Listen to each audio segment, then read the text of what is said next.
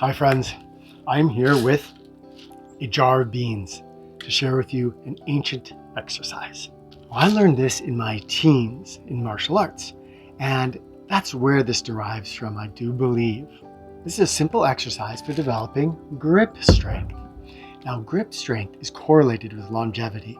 In other words, they find that if you have a higher grip strength, you tend to live longer. Now, we all know that correlation is not causation, and in this case, it's probably not that having a stronger grip makes you live longer. It's that we will live longer if we're doing the sorts of activities that give us a stronger grip, which is often just movement in general. Still, it is always a benefit to have grip strength. That's if you're doing jujitsu or some other thing like that, or you're into climbing or any kind of calisthenics, or you just want to be able to screw the cap off of something and not be fighting it the whole time. Originally, this was done with rice, but you can use beans. Different kinds of beans are going to give you a different effect. Kidney beans will be different than the little black beans like this, which will be different than those little teeny azuki beans. And rice, you'll find, will give you a different feel. None of these are better or worse. They just give a different level of resistance. The basic idea is that I'm going to reach into my bowl or my jar of beans or rice, and then I'm going to squeeze my hand together. And then ideally, push my hand open, and I'm going to get resistance in both directions. So I'm going to push my hand down into the beans.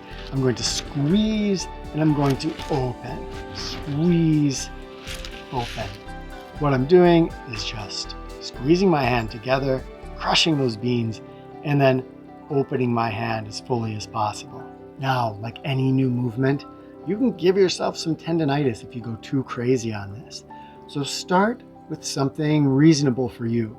If you've never done an exercise like this, or you feel like you have pretty weak grip, just try 5 to 10 squeezes the first time you try it.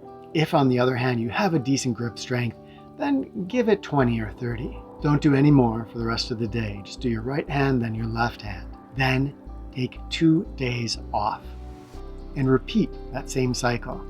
Then take 1 day off and repeat that same cycle. Now you should be conditioned enough to move to every single day doing a little bit of work with this. Make it meditative.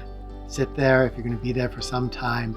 Go into a meditative state and do your grip exercises. After you're going every single day, then you can start to up your repetitions. Just do it wisely. Don't double them.